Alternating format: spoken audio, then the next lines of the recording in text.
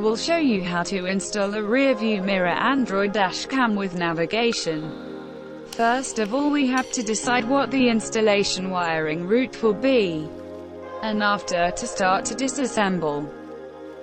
În acest material, vă voi arăta cum să instalați o oglindă cu cameră de bord și sistem Android cu navigație. În primul rând trebuie să decidem care va fi traseul de cablare pentru instalare. Iar după aceea începută demontarea. For the side pillar we need a thin straight screwdriver, and after removing the cover auto-vox. Pentru stâlpul lateral avem nevoie de o șurubelniță subțire dreaptă și după scoaterea capacului întorc. The main trim is fixed only with clips, just work carefully to don't damage it.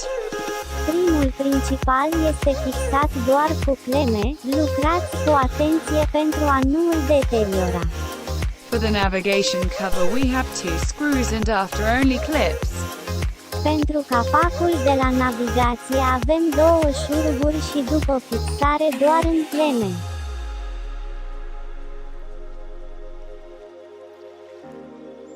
Now is the time to decide what will be the cable routing.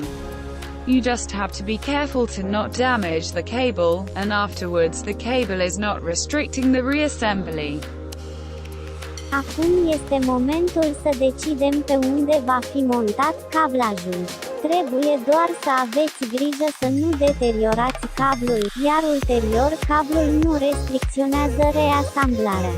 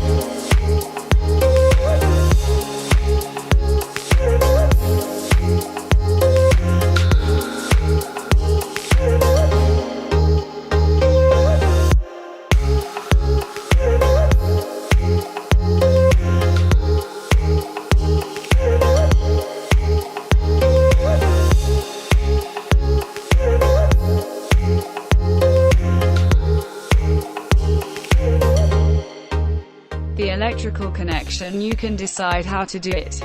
Continue or to start only when the engine is running. Based on this, you can connect to the cigarette lighter, or to the emergency light system. I decided to connect mine to the emergency light button in order to run non-stop. Partea de conectare electrică puteți decide cum doriți să o faceți. Continuă sau să pornească numai când motorul este pornit. Pe baza acestui lucru, vă puteți conecta la brichetă sau la butonul de avarii. Eu am decis să mă conectez la butonul luminilor de urgență pentru a lucra fără întrerupere.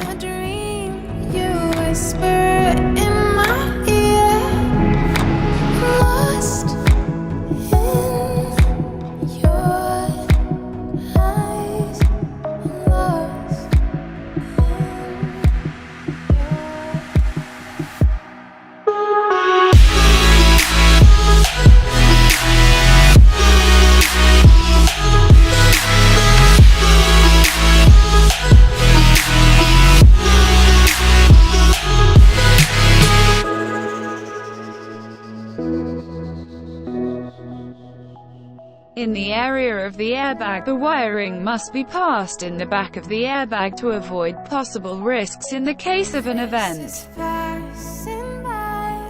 În zona airbag-ului, cablajul trebuie trecut în spatele acestuia pentru a evita posibilele riscuri în cazul unui eveniment.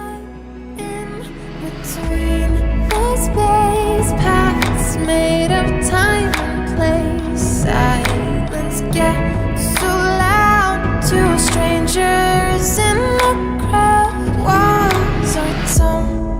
and down. Should stay but wanna run. Stumbling in a dream. You whisper in my ear. Lost in your eyes. Lost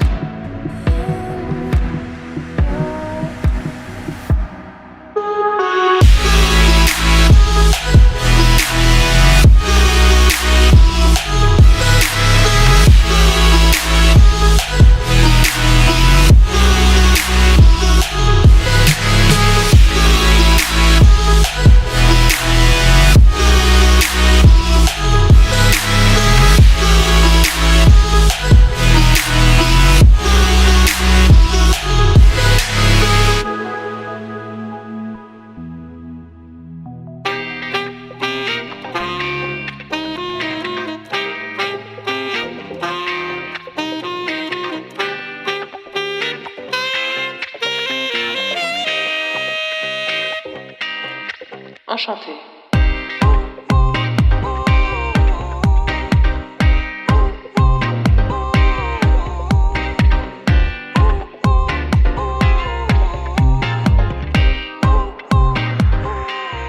Now we have to reassemble everything. Acum trebuie să remontăm totul. Enchanté.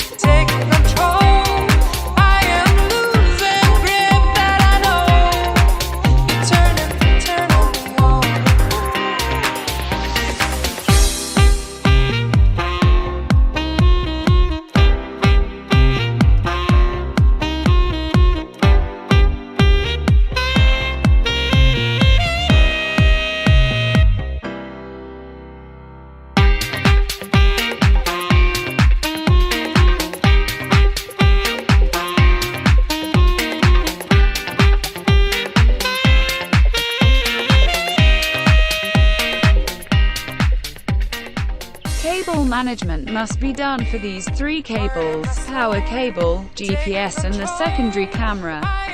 Gestionarea cablurilor trebuie făcută pentru aceste trei cabluri: cablu de alimentare, GPS și camera secundară.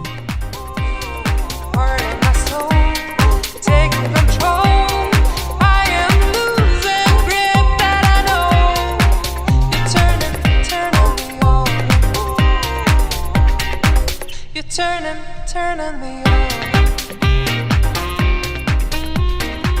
The secondary camera is located in the back of the car and this is the wiring route. Camera secundară este situată în spatele mașinii și acesta este traseul de cablare. Until next time, don't forget to subscribe and press the bell button in order to receive notifications when we have new materials. Până data viitoare, nu uitați să vă abonați și să apăsați pe clopoțel pentru a primi notificări atunci când avem materiale noi.